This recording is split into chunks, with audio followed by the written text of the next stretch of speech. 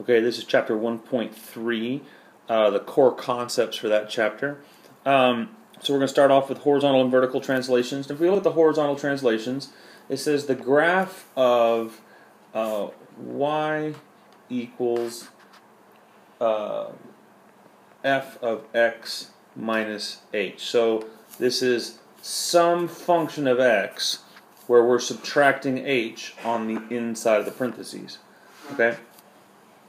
So this is a horizontal translation, so it's a horizontal shift of the graph of whatever f of x is. So whatever graph you've got, whether it's linear, quadratic, or absolute value.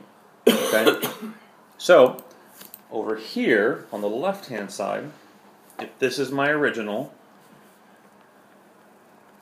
if that's my original, y equals x. This one over here on the left, if I do y equals f of x minus h, this means that x was less than 0. Alright, I'm sorry, not x, h was less than 0. For some reason, h was less than 0. Alright, so h in this case is like -4, -5, -6. And the reason for that, you don't necessarily need to write this part down, but let's say h is -4. So if I've got f of x minus my h of -4, well, remember two negatives become a positive, so this is x plus 4. That's why if it says plus 4, we're really going to the left. Okay, everything inside the parentheses is backwards. All right. Likewise, this one over here on the right. Okay, if again I have the function y equals f of x minus h, and in this case h is greater than 0, we're actually going to the right. Okay, so if x is like 5, same idea. If I've got f of x minus my h value is 5, well, there's no way to simplify that, but the h value really is positive.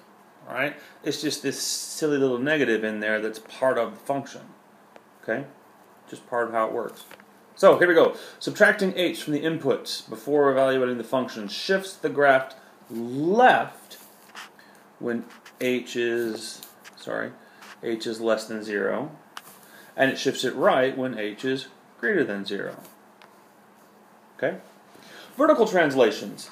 So if I go y equals f of x, but this time we're going to do it plus k, and we'll just use a different value k, is a vertical translation, or a vertical shift of the graph y equals f of x, this graph right here, where k does not equal 0. Alright, that just basically means that this isn't 0, because if it was 0, it'd go away. Alright, so if this is my original, right there, if my graph of y equals f of x plus k, and k just so happened to be greater than 0, it would shift up, just like that one does. Okay? For this one, down here, if my y equals f of x, and then we had a plus k on the outside, k being just some random number. In this case, k is less than 0, so in this case k is negative, it would shift down, just like this graph did. Okay? And you'll see this sum up a little bit where we go y equals f of x minus h plus k. You're going to see this a lot, the h and the k. All right, those are the vertical and the horizontal transformations, the translations. All right, the h is whatever's added or subtracted on the inside, the k is whatever added or subtracted on the outside, and that h, when we actually see it in the formula, is always backwards because of that stinking negative. And that's just how it works. Okay? Let's move to the next one. Alright, the next core concept has to do with reflections. So for this one, reflections in the x-axis. In always feels like a weird term for me. I don't know why they use it, but think of it like across. We went across the x-axis. I think what they're thinking of like reflections in the mirror, like you look in a mirror. In this case, the x-axis is the mirror. I think is what they're getting at there. I don't think it's bad English or anything. It just feels weird. But anyways, reflections in the x-axis. The graph of y equals negative f of x is a reflection in the graph in the x-axis of the graph f of x, whatever f of x is. Okay. Remember, the core concepts are very generic in the way they say things, in what they apply to, but very specific in what they say. So if this is my original, okay, so this is my y equals f of x. This one over here is my y equals negative f of x. Okay? What happens is this is a perfect mirror image in that x-axis. What am I doing? So this point went straight across that axis, became over there. This point went straight across over there, just like it was looking in a mirror. This point over here went straight across. This point went straight across. That's what ended up happening. And it just like multiplying, and it says multiplying the output by -1 changes their sign. So the output, remember, outputs are y values. So here we go. This negative is outside the parentheses. This is outside that negative, that f of x. So it affects the y values. That's a reflection in the x-axis. I know it says x, but we really do it to the y values. All right, reflections in the y-axis or across the y-axis. The graph of, you may be able to guess it, y equals f of negative x. This is inside the parentheses, so it's going to affect the x values, but it goes across the y. So here we go. If this is my original, okay, my y equals f of x.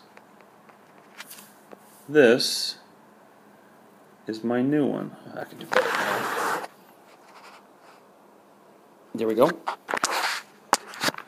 That's my y equals f of negative x. The transformation is on the inside, so it affects the x values. So it takes this x value and reflects it across the y. This x value or reflects it across the y, or they say reflects it in the y. It takes this x value and reflects it in the y. This one reflects it in the y, and makes the y-axis a perfect mirror. So it's inside, we do it to the x values. So multiplying the inputs, or the x values, by -1 changes their signs. Remember, x is an input, y is an output. Input x, output y. Alright, let's move to the next one. Alright, horizontal stretches and shrinks. This is going to be just like the verticals, except, what's going on? Horizontal stretches and shrink. Oh, never mind. Horizontal stretches and shrinks and vertical stretches and shrinks. Okay? Horizontals. Everything is on the inside. This f of a of x, this whatever we were multiplying by right there is on the inside of the parentheses. So it's going to affect the x values, and it's going to go left and right. And it's opposite. So if it says multiply by something, you're really going to divide by it. If it says divide by something, you're really going to multiply by it. So here we go. If this is my original, that's my y equals f of x. This one right here, that is a horizontal stretch, so we took all these guys and stretched them out. Okay? So really what this is y equals f of, and we'll call it a of x, a times x. But in this case, a is going to be between 0 and, oh, I wrote 0. A is going to be between 0 and 1. It's going to be some decimal point, or some decimal fraction, some fraction or decimal, something along those lines. So if it's going to stretch, it's going to be like a 1/2 or a 0.7, something along those lines. Alright? Because remember, everything is backwards. This one right here, the other one, is a horizontal shrink. So it's like it took the originals and shrank them back towards the y-axis. So in this case, y equals, again, f of some value a times x on the inside, but in this case, a is going to be greater than 1. Alright, so it's going to be like 2, 3, 4.729. Anything bigger than 1 will shrink the graph horizontally. It'll make the x values smaller. Remember, everything inside is x and backwards. Alright, vertical stretches and shrinks. We've got this formula down here, y equals a times f of x. So it is outside. And they make a big point to say a cannot be 1. Right, because, well, if you multiply by 1, you're really not doing anything. And it has to be bigger than, and it says it has to be bigger than 0. Alright, because if it was negative, remember the negative reflects. The negatives reflects whatever you're multiplying by, the negative part reflects. So here we go. Stop. If this is my original, this is my y equals f of x. To shrink it, so we'll make this one. This one's the vertical shrink. We took all the y values and compressed them, shrank them down towards that x-axis. This one will be y equals a times f of x. But in this case, a is between 0 and 1. It's like multiplying by a half or dividing by 2. Something along those lines. You are multiplying by something smaller than 1. And whenever you do that, things get smaller. They do exactly what you would think. This guy over here, however, is a vertical stretch. We took all these y values and stretched them out. So this again is y equals a times f of x. But in this case, a will be greater than 1. You're multiplying by 1.5, you're multiplying by 2, or 9, or 47 billion. In either case, you are stretching it vertically. You are multiplying those y values by something.